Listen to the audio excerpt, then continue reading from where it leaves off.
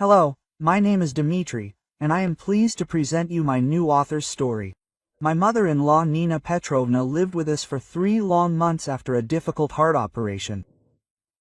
Every day was filled with care and anxiety, sleepless nights and endless trips to the pharmacy. On the day of departure, she unexpectedly hugged me tightly and whispered, "Thank you for everything, daughter. I left you a present under your pillow." Quote. I looked at her in surprise, but she only smiled mysteriously and hurried to the taxi waiting for her. As soon as the car disappeared around the corner, I rushed into the bedroom. There really was an envelope under the pillow. With trembling hands, I opened it and unfolded the folded sheet of paper.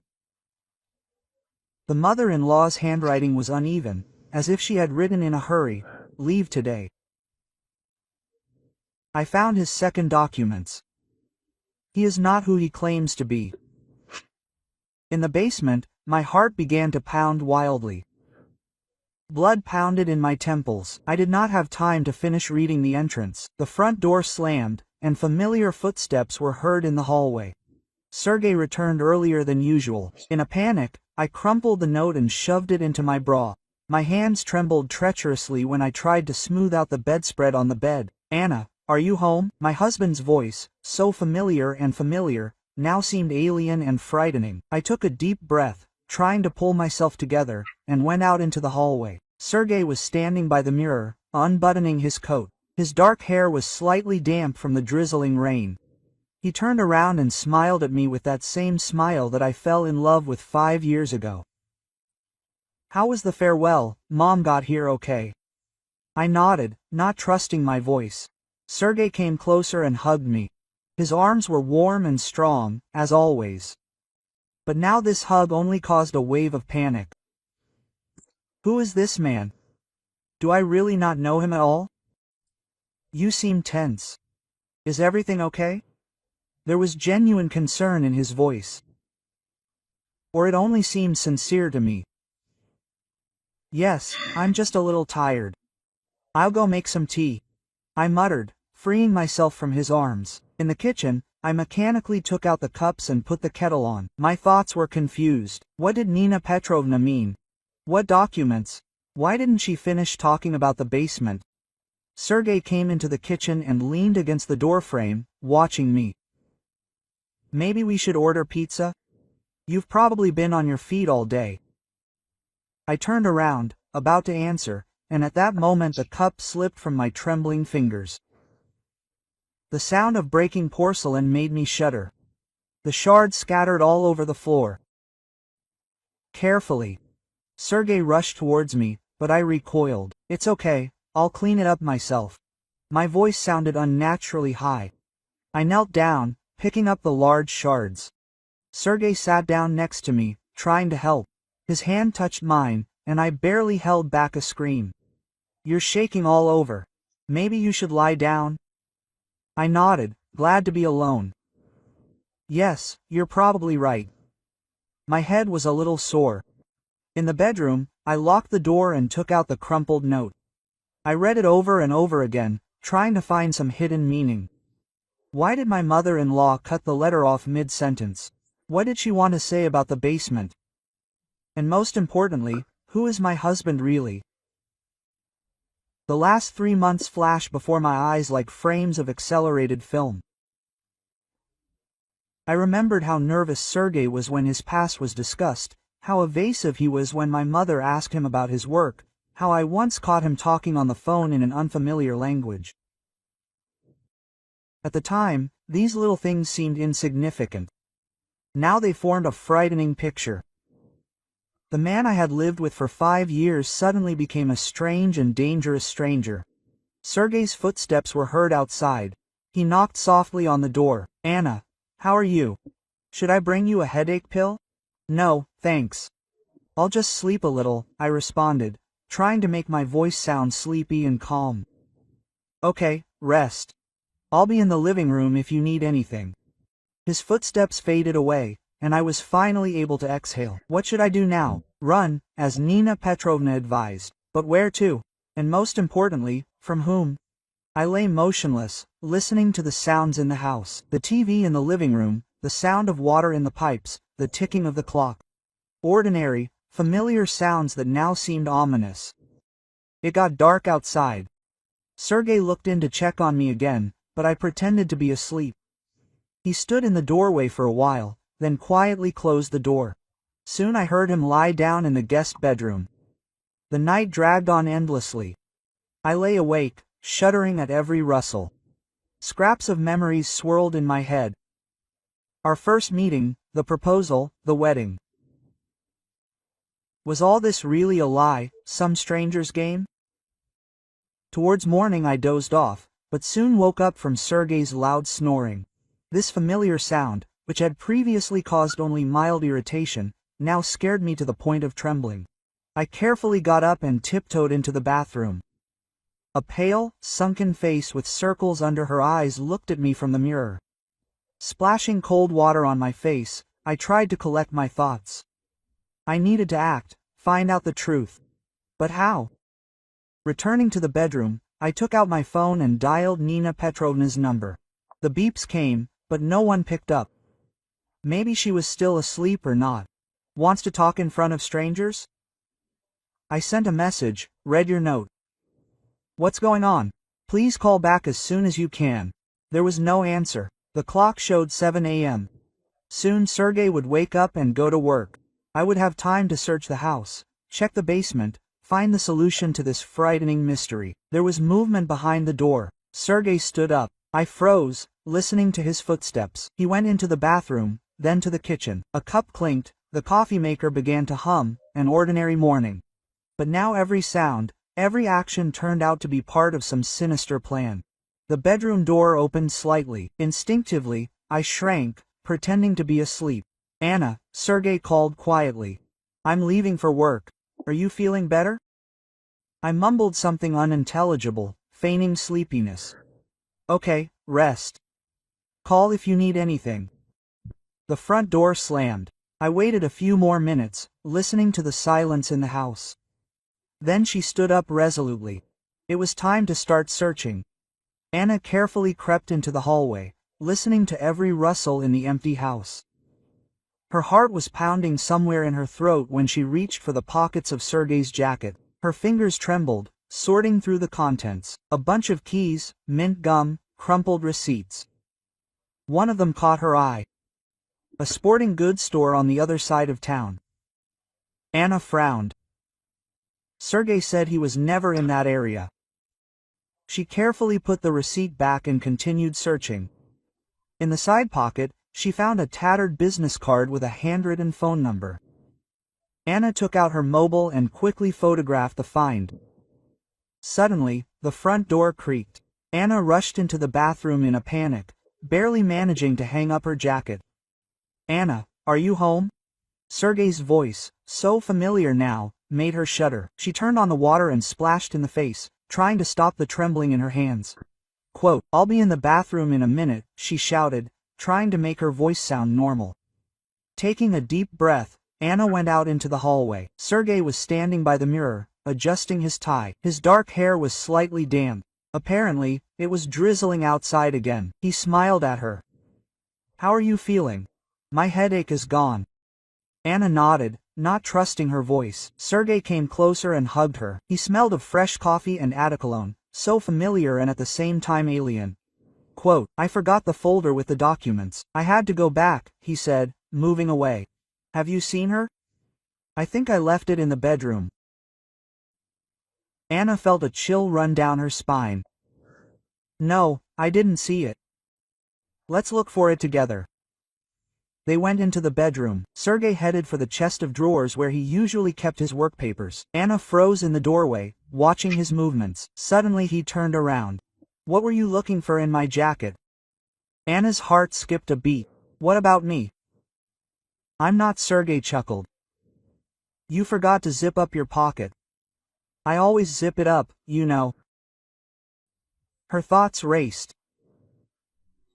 I was looking for the insurance policy. I wanted to take a copy to your mother's doctor. Sergei's face froze for a moment, but then softened. Oh, I see. It's in the safe. I'll get it later. I found the folder. It's time to run. See you in the evening. He kissed her on the cheek and quickly left. Anna leaned against the wall, feeling her legs giving way. Could it be that did he believe it, or was he just pretending? The front door slammed. Anna rushed to the window. Sergei got into the car and drove away. She caught her breath and returned to the chest of drawers. She had to act quickly. Pulling out the top drawer, she began to sort through the documents. Insurance cards, receipts, old passports.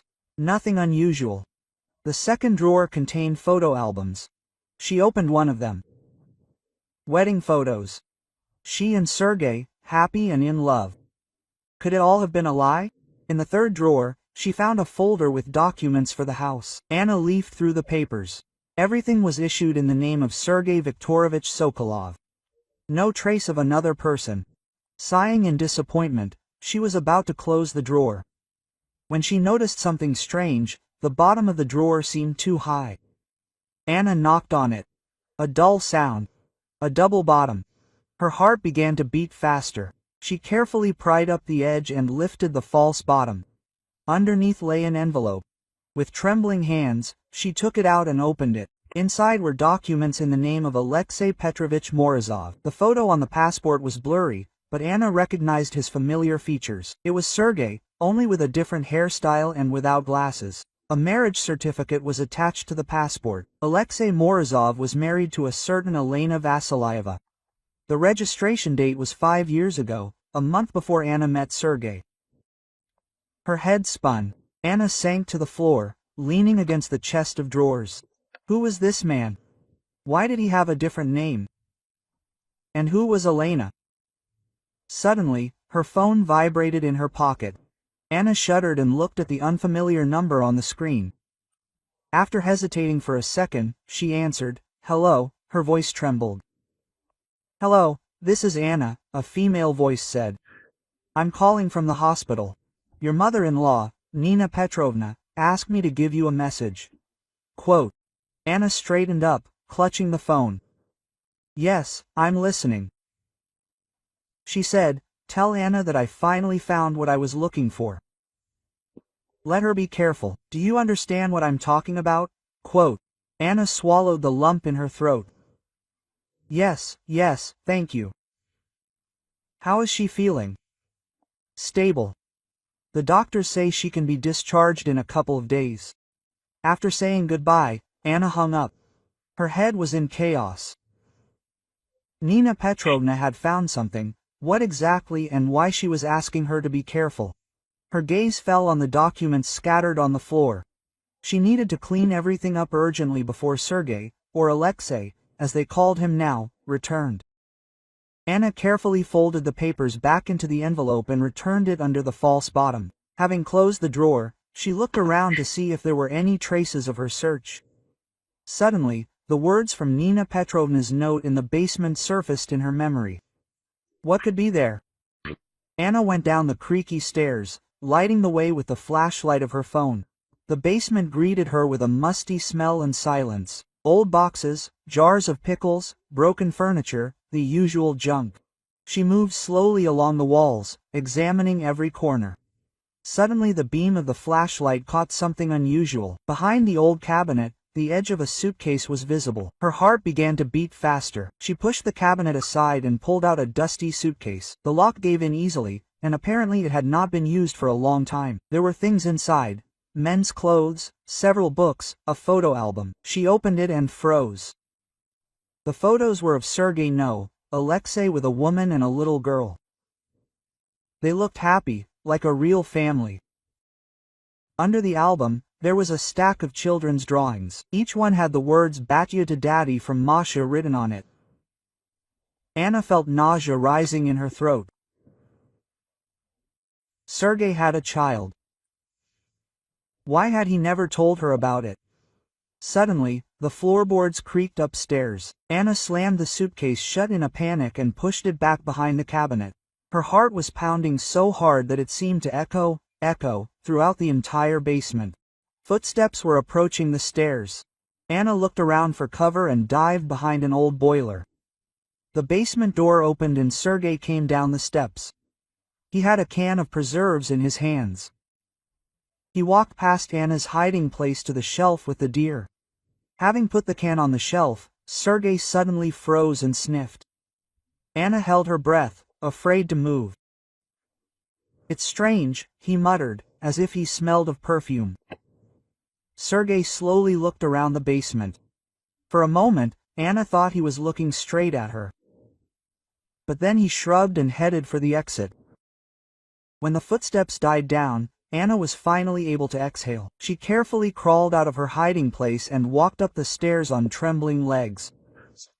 In the hallway, she bumped into Sergei. He raised his eyebrows in surprise. "What, were you in the basement?" Anna felt her face flush. "Yes, I was looking for an old vase. I wanted to put some flowers for your mother when she came back." Sergei smiled, but his eyes remained cold. "How sweet, I found it." Anna shook her head. "No, it's such a mess, I'll look later." He nodded and headed for the living room. Anna leaned against the wall, feeling her legs buckling. What to do now? Who can she trust? And most importantly, who is this man she married really? Married? Like this video so YouTube knows you're interested in video stories like this one and recommends more quality stories. A sharp ringing of the phone broke the pre-dawn silence. Anna flinched and opened her eyes, struggling to focus on the bright screen. 6 a.m. hospital number. Her heart skipped a beat. "Hello." Her voice was hoarse after a sleepless night. "Anna Sergeyevna, this is the doctor on duty from cardiology. I'm very sorry, but Nina Petrovna passed away an hour ago. Heart attack." We did everything possible, but the doctor's further words merged into an indistinct hum. Anna sat at the edge of the room, still clutching the phone. This couldn't be true. Just yesterday, her mother-in-law was alive, making plans for the future. How could this be? Sergei stirred next to her. He raised himself on his elbows, squinting sleepily. "What happened? Who called?" Anna turned to him, feeling the tears roll down her cheeks. "Tears?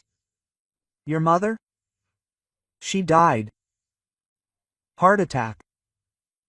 Sergei's face froze for a moment, but then softened with an expression of grief. He pulled Anna to him, hugging her. "Oh God, poor mother, how could this happen?" Anna buried her face in his shoulder, giving free rein to sobs. Grief mixed with guilt. She had not had time to tell her mother-in-law about her findings, to warn her of the danger. Now she would never have time. Sergei stroked her back, whispering words of comfort. His voice sounded broken, but something in it made Anna wary. She pulled away, peering into her husband's face. His eyes were dry. Quote, "We need to go to the hospital," Sergei said, throwing back the blanket. "I'll call work." Quote, "I'll warn you that I won't come." Anna nodded, mechanically wiping away her tears. While Sergei was talking on the phone, she went down to the kitchen. Her hands were shaking as she poured water into the kettle. Her gaze fell on the photo on the refrigerator. Smiling Nina Petrovna was hugging her and Sergei. A new wave of sobs washed over Anna. She didn't notice Sergei enter the kitchen. He silently walked to the coffee maker and began making coffee. Anna watched his calm, confident movements. Not from the mountains or shock. "Well, and the doctor said that everything was fine," Sergei said, stirring the coffee. "Who would have thought?" Anna shuddered at these words. There was no pain or surprise in them. Just a statement of fact, as if they were talking about the weather, and not about the death of her mother. "You don't seem upset," she said quietly, watching her husband's reaction. Sergei turned around. An expression of insulted innocence appeared on his face. "What are you saying?" "Of course I'm upset. I'm just trying to control myself. Someone has to organize the funeral." Quote, he came up to her and hugged her. His touch, usually so warm and familiar, now seemed alien. She barely restrained the desire to pull away. At the hospital, they were met by a tired doctor. He said something about a sudden deterioration in her condition, about how nothing foreshadowed the tragedy. Anna listened with half an ear, unable to take her eyes off Nina Petrovna's lifeless body. Just yesterday, this woman was full of energy, making plans, and now Sergei was busily discussing formalities with the doctor. His voice sounded even, without a single note of grief.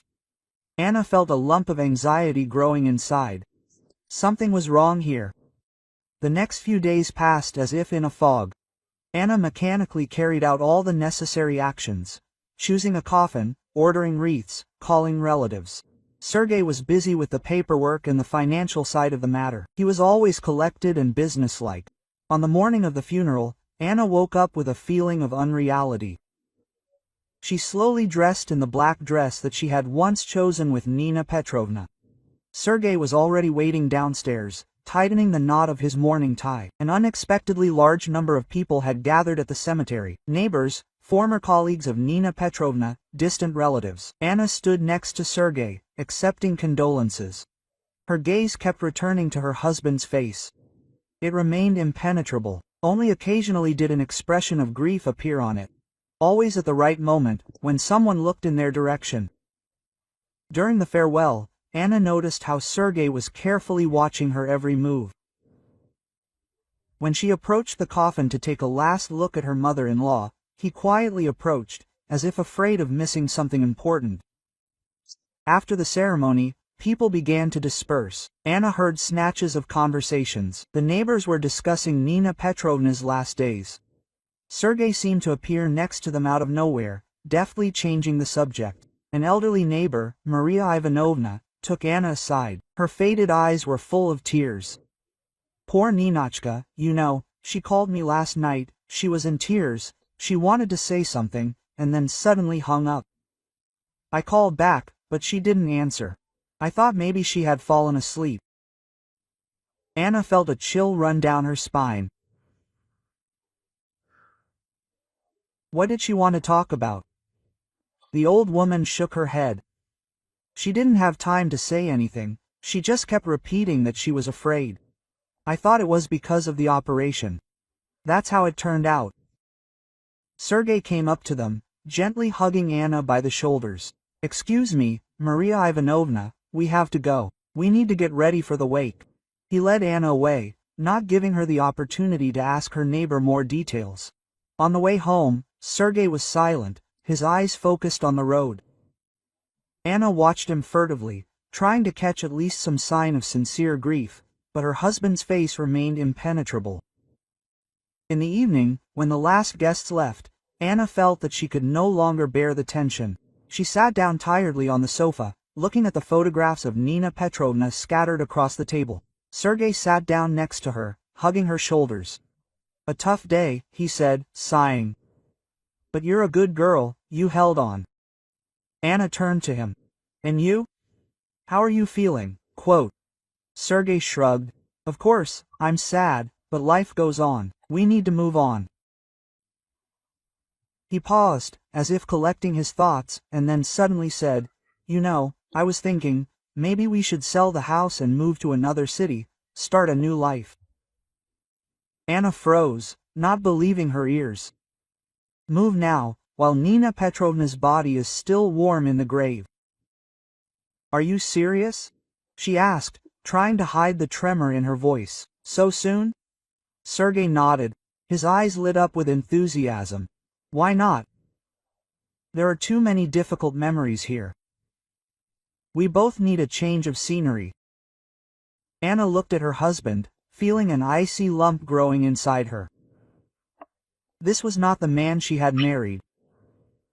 Not the man she had known all these years. Who was he really, and what had happened to Nina Petrovna? Anna could not sleep for a long time that night. She lay there, listening to Sergei's even breathing and trying to put together all the pieces of this frightening puzzle. The suitcase in the basement, her husband's strange behavior, the sudden death of her mother-in-law.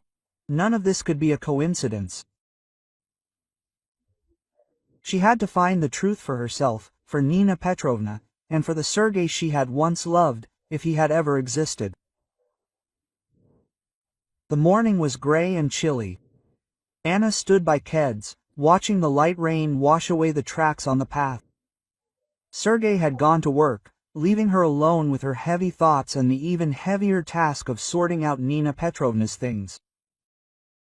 She slowly walked up to the second floor to her mother-in-law's room. The door creaked softly, as if reluctantly letting in an uninvited guest. Anna froze on the threshold, inhaling the familiar scent of lavender and old books. It seemed that Nina Petrovna was about to emerge from the bath, smiling her warm smile. But the room was empty. Anna took a deep breath and began methodically opening the chest of drawers. Neatly folded blouses, scarves, old photo albums. Each thing kept a piece of Nina Petrovna's soul. Anna carefully folded the clothes in the box, putting aside what might be useful in the nursing home. In the bottom drawer, she came across a box of jewelry. Anna remembered how her mother-in-law told the story of each brooch, each ring. This was a gift from her husband for their silver wedding, and these were her grandmother's earrings, passed down from generation to generation. Sorting through the jewelry, Anna suddenly noticed that one of the brooches seemed heavier than the others. She turned it over in her hands and discovered that the back cover was coming off. Inside was a tiny key. Anna's heart began to beat faster. She looked around, as if afraid that someone might catch her. But the house was quiet. Only the clock steadily counted the seconds on the bedside table. Anna began to carefully examine the room, trying to understand which lock this key could fit. She checked all the drawers, boxes, even moved the heavy wardrobe, but found nothing. Getting up from her fruitless search, Anna sat down on the edge of the bed. Her gaze absent-mindedly slid around the room until it stopped on the old heating radiator. Something seemed strange about it. She came closer and noticed that one of the sections looked slightly different from the others. With trembling hands, Anna tried to turn the section. It gave way easily, revealing a small depression. Inside was a mobile phone. Anna's heart was ready to jump out of her chest. She turned on the phone, praying that the battery would not die. The screen lit up, showing several unread messages and one unfinished draft. Anna opened the draft and went cold. In trembling handwriting, Nina Petrovna wrote, "He found out that I know. If something happens to me," this is where the message ended. Anna felt a chill run down her spine. What did Nina Petrovna know, and who is this he? Quote. Suddenly, the front door slammed downstairs. Anna shuddered, barely in okay. Yours do not burn out into the phone. Quick footsteps on the stairs.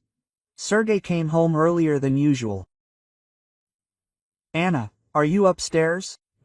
His voice sounded strangely tense. She barely had time to hide the phone in her robe pocket when the door swung open. Sergei was standing on the threshold. His gaze darted to Anna's hands, then to the open hiding place in the radiator.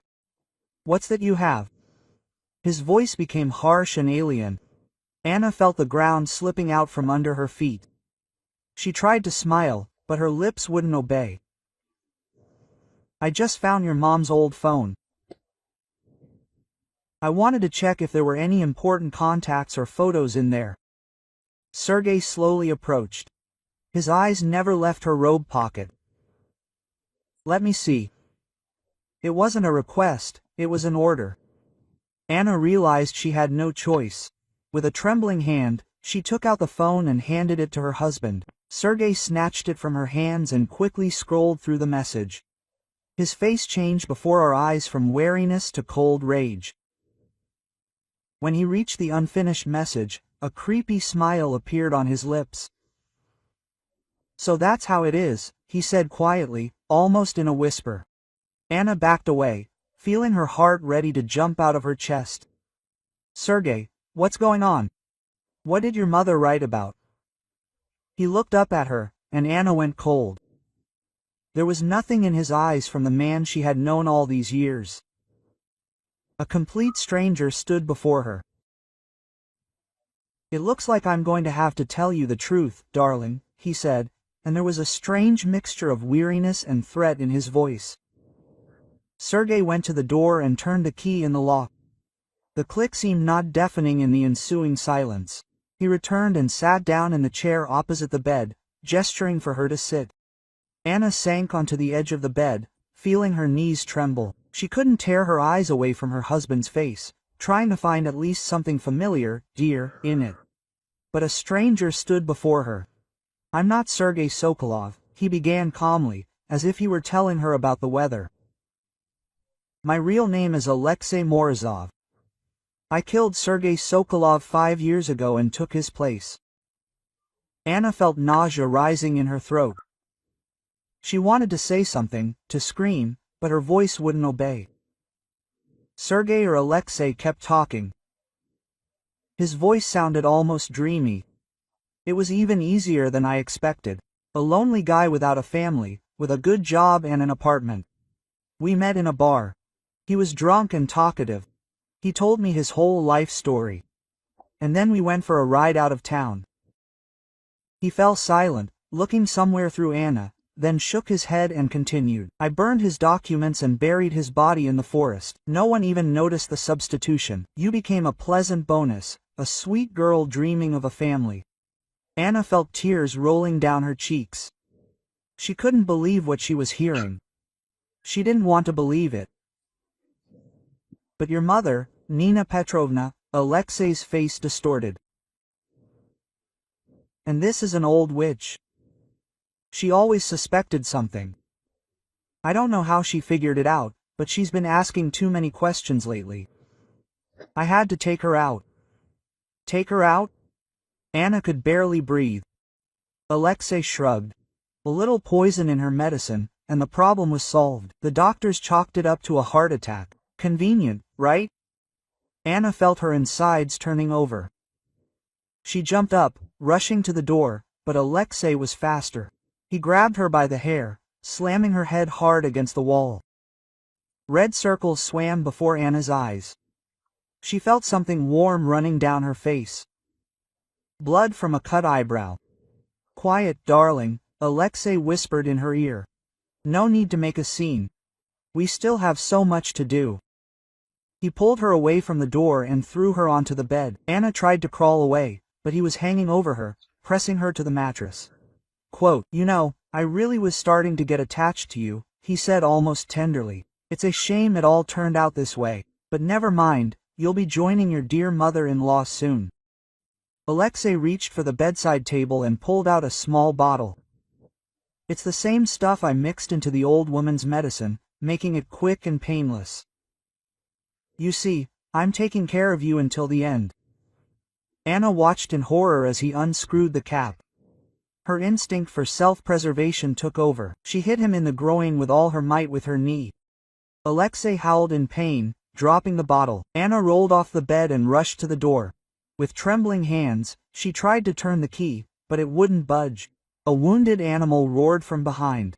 She turned around. Alexei, wincing in pain, was reaching for the fallen bottle. Her gaze darted around the room, searching for something that could serve as a weapon. There were manicure scissors on the dressing table. Anna grabbed them and turned around just in time. Alexei rushed at her, his face twisted with rage. Without thinking, she put her hand with the scissors forward. There was a terrible scream. The sharp blades pierced Alexei's shoulder. Blood splashed onto the wallpaper and onto Anna's face. Taking advantage of his confusion, she rushed to the door again. This time the key gave in. Anna jumped out into the hallway and ran down the stairs, hearing heavy footsteps and curses behind her. The front door was locked. Anna rushed around the first floor in a panic. Alexei's footsteps were heard from the living room. He was slowly descending the stairs, holding his wounded shoulder. Without thinking, Anna grabbed a heavy vase and threw it at the window. The glass shattered. She jumped out, ignoring the sharp shards that dug into her palms and knees. As she fell into the thorny rose bushes, Anna heard Alexei's furious scream. Without stopping, she jumped to her feet and ran to the neighbor's house, screaming for help. A shot rang out behind her. A bullet whistled over her head, piercing a tree. Anna ran without looking back, feeling like her heart was about to jump out of her chest. She reached the porch of the neighbor's house and pounded on the door. "Please, someone." The door swung open. Maria Ivanovna was standing on the threshold. Her eyes widened in horror at the sight of Anna covered in blood. "My God, girl, what happened?" Anna, gasping for breath, pushed the old woman back into the house and slammed the door. "Call the police quickly." She heard the gate slam in the yard. Alexei was already close. Anna looked around the hallway in panic and grabbed the heavy cane that stood by the door. Maria Ivanovna dialed the number on the old rotary phone with shaking hands. Anna prayed for Toby Pispty and for the physician to arrive in time. Heavy footsteps were heard outside. Anna gripped her cane tighter, preparing for the last battle for her life. If you like this story, subscribe to the channel so you don't miss new videos. The silence that hung in the room seemed tangible. Anna looked at the man she considered her husband, unable to believe what she was hearing. Alexei, she now knew his real name, was sitting in a chair, casually playing with a bottle of poison. Quote, "You probably want to know how it all started?" he asked with an inappropriate smile in this situation. Anna was silent, feverishly thinking about ways to escape. Alexei leaned back in his chair, as if about to tell an entertaining story. "I owed a lot of money to the wrong people. I had to run away, change my identity. You know, like in the movies, only in real life it was more difficult." He paused, remembering. "I wandered around the country, making ends meet, and then I met Sergei in a bar." The lonely guy, a little more tipsy, started talking to a random interlocutor. Anna felt nausea rising in her throat. She didn't want to listen, but she couldn't stop listening.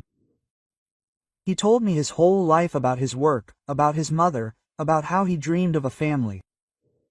And then it dawned on me, here it is, my chance to start everything from scratch." Alexei leaned forward, and his eyes sparkled with a feverish fire. "We went for a drive out of town. He was so drunk that he didn't even resist when I started to strangle him. He just looked at me with bewilderment, as if not understanding what was happening." Anna closed her eyes, trying to drive the terrible images from her head, but Alexei continued, as if not noticing her condition. "I buried the body in the forest, burned his documents, took his phone, wallet, and apartment keys. Getting up with Sergei Sokolov turned out to be surprisingly easy." He chuckled, remembering. "Do you know what was the hardest? Neither forging the documents nor learning the legend. The hardest thing was getting used to the new name. I was constantly afraid that I would not respond when they called me."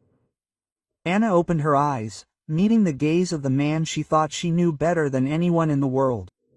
Now she saw a stranger in front of her, a monster in the guise of her beloved husband. "Why are you telling me all this?" Her voice sounded hoarse, like a stranger. Alexei shrugged. "And why not? You won't leave here alive anyway. Consider this a confession."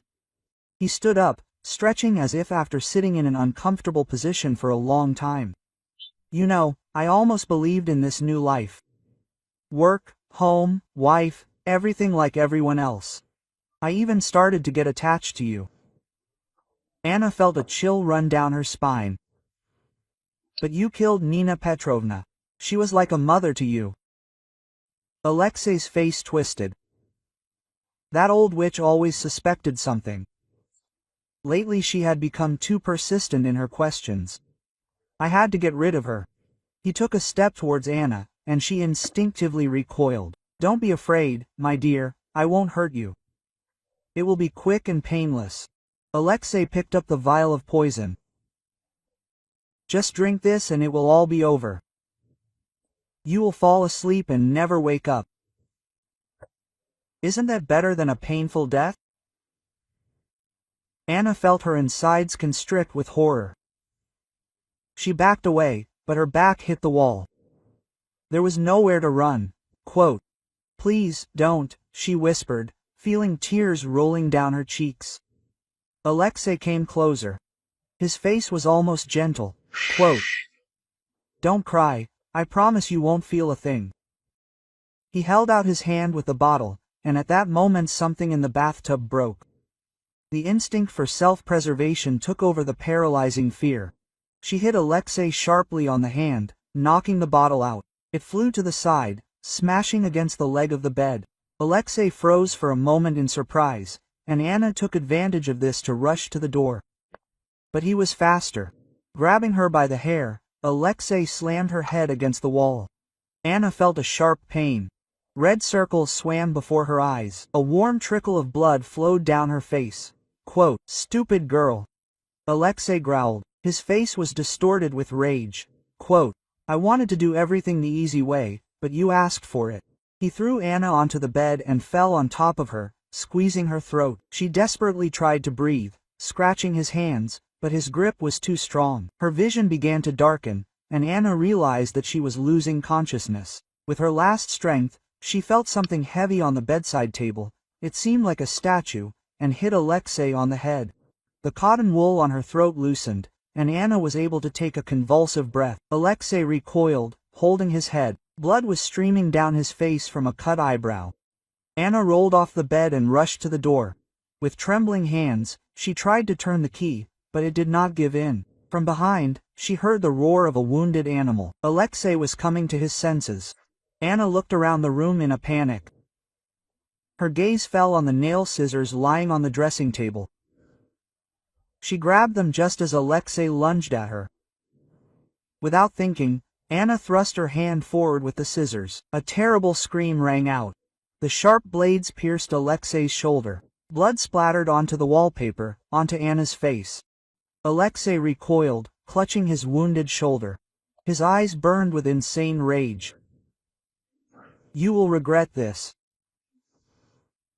He lunged at Anna again, but she managed to dodge. The scissors fell out of her hands with a dull thud, landing on the carpet. Alexei tripped over them, losing his balance. Anna took advantage of the moment and rushed to the door again. This time the key gave in. She jumped out into the hallway and raced down the stairs, hearing heavy footsteps and curses behind her. The front door was locked. Anna rushed around the first floor in panic. Alexei's footsteps could be heard from the living room. He walked slowly down the stairs, clutching his wounded shoulder. Without thinking, Anna grabbed a heavy vase and threw it at the window. The glass shattered. She jumped out, ignoring the sharp shards that dug into her palms and knees. As she fell into the thorny rose bushes, Anna heard Alexei screaming furiously. Without stopping, she jumped to her feet and ran to the neighbor's house, screaming for help. A shot rang out behind her. A bullet whistled over her head, piercing a tree. Anna ran without looking back, feeling like her heart was about to jump out of her chest. She reached the porch of the neighbor's house and pounded on the door. "Please, someone help." The door swung open. Maria Ivanovna was standing on the threshold. Her eyes widened in horror at the sight of Anna covered in blood. "My God, girl, what happened?" Anna, gasping for breath, pushed the old woman back into the house and slammed the door. "Call the police quickly." She heard the gate slam in the yard. Alexei was already close. Anna looked around the hallway in panic and grabbed the heavy cane standing by the door. Maria Ivanovna dialed the number on the old rotary phone with shaking hands. Anna prayed that the police would arrive in time. Heavy footsteps were heard outside. Anna clutched her cane tighter, preparing for the last battle for her life. She knew that Alexei would not stop until he killed her. But she was no longer the naive girl who blindly trusted her husband. Now she was ready to fight to the end. The door was hit with such force that it creaked. Maria Ivanovna screamed, dropping the phone receiver. Anna stood in front of it, blocking the old woman with her body. "Anna, open this damn door." Alexei's voice sounded like the growl of a wild animal.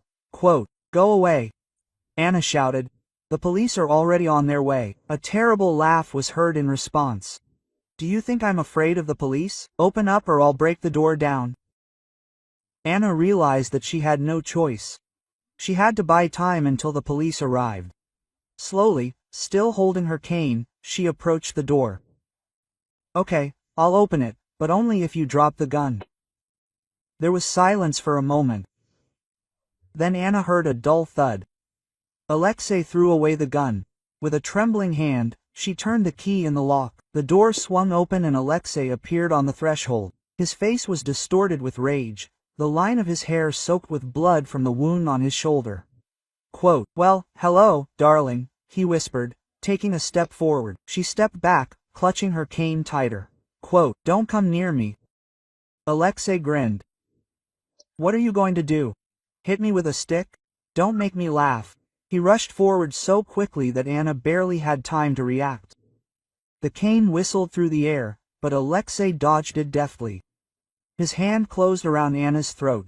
Quote, "Stupid girl," he hissed in her face. "Did you really think you could beat me?" Anna felt the air leave her lungs. Black spots swam before her eyes. With the last of her strength, she kicked Alexei in the groin. He howled in pain and let go.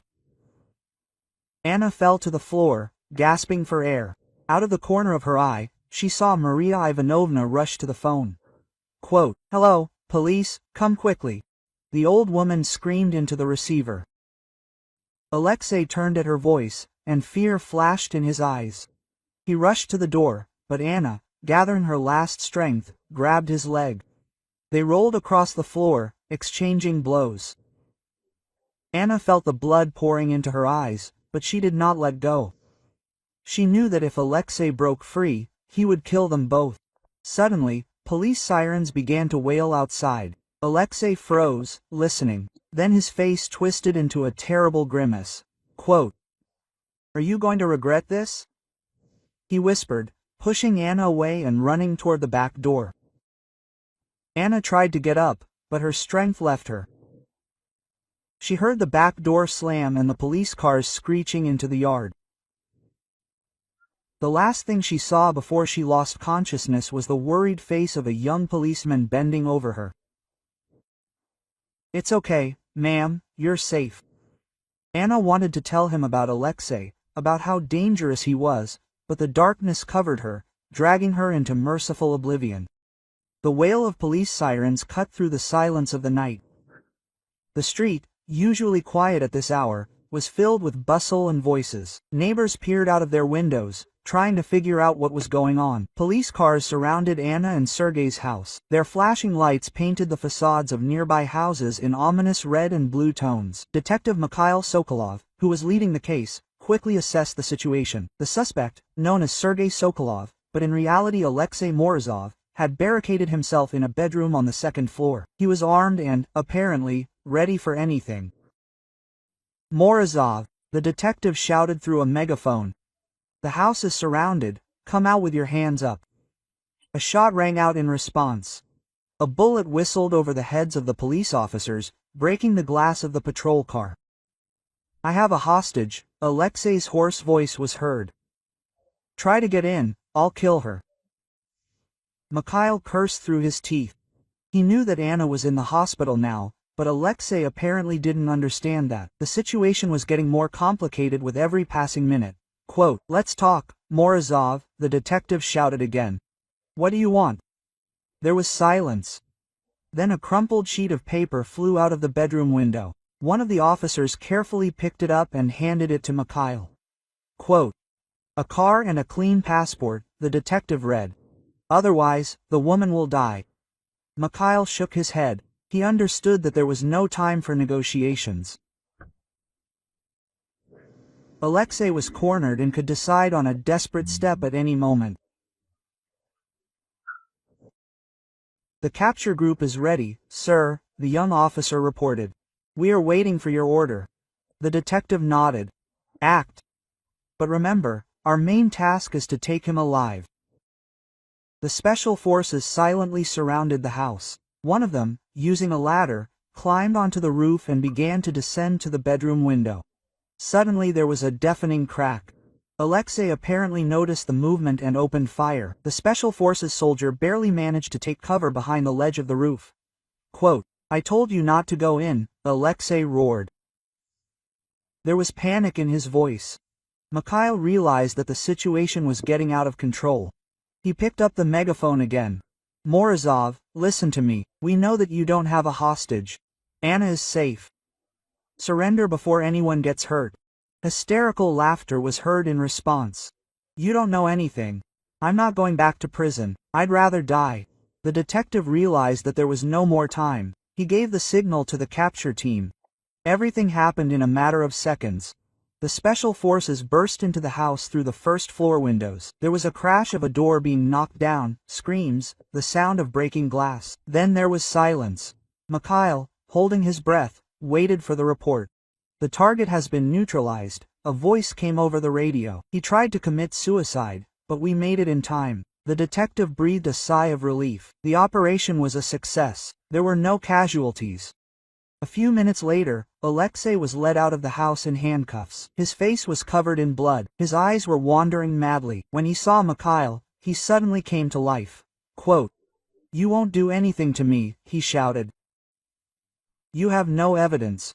This is all Anna's invention." The detective shook his head. "We have everything, Morozov. Nina Petrovna's note, your fingerprints on the bottle of poison. Witness statements. The game is over." Alexei was pushed into a police car. He continued to shout and threaten, but his voice became quieter as the car drove away. Mikhail rubbed his eyes tiredly. The night had been long, but the hardest part was still ahead. Anna had to be interrogated, all the evidence had to be collected, and the case prepared for trial. Anna was lying in the hospital, hooked up to an IV. Her face was pale. There were dark circles under her eyes. But when she saw the detective, there was determination in her eyes.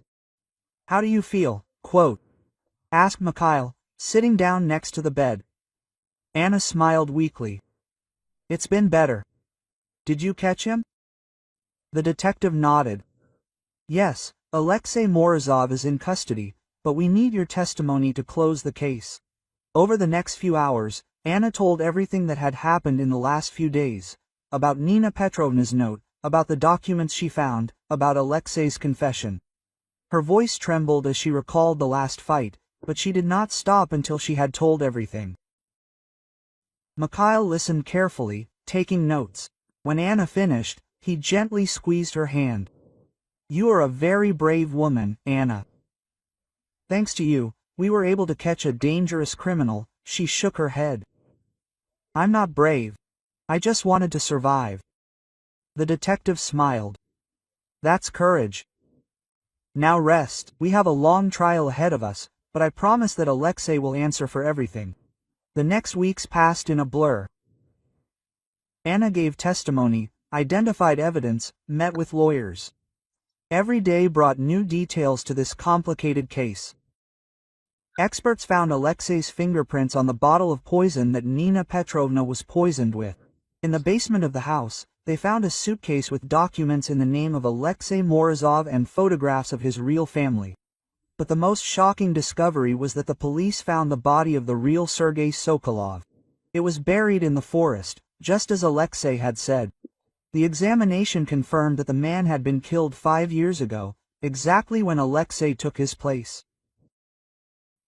The trial began 3 months after Alexei's arrest. The courtroom was packed. The case received wide coverage in the press. Anna sat in the front row, trying not to look at the dock, where the man she once considered her husband was sitting.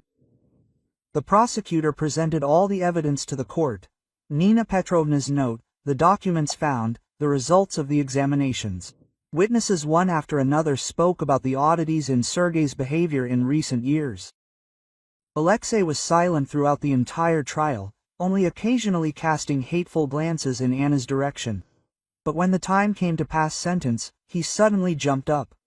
Quote, "It's all a lie," he screamed. And she had made it all up. She had gone mad with grief after her mother's death. The judge called him to order, but Alexei continued to scream until security escorted him out of the courtroom. The verdict was announced a week later. Alexei Morozov was found guilty of the triple murder of Sergei Sokolov, Nina Petrovna, and the attempted murder of Anna. The court sentenced him to life imprisonment without parole. As the judge read the verdict, Anna felt a heavy weight lifted from her shoulders. The nightmare that had lasted for so many years was finally over. After the trial, Detective Mikhail approached her. "You did well, Anna. Justice has been served." She smiled weakly. "Yes, but at what cost? So many lives have been ruined." Mikhail nodded. I understand, but now you can start your life anew. And you know what?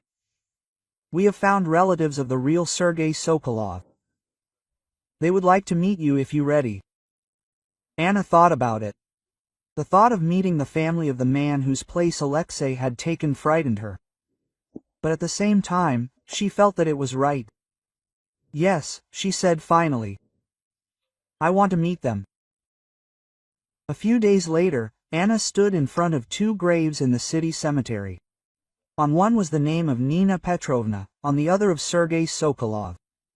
They were reburied next to each other, as befits a mother and son. Anna laid flowers on both graves. Tears streamed down her cheeks, but these were not only tears of grief. There was gratitude, relief, and hope for the future in them. Thank you for helping me find the truth, she whispered. Now I can move on. She took one last look at the graves and slowly walked down the alley. A new life awaited her. A life without fear and lies. And although the path to healing would be long, Anna knew that she could cope. After all, the worst was already behind her.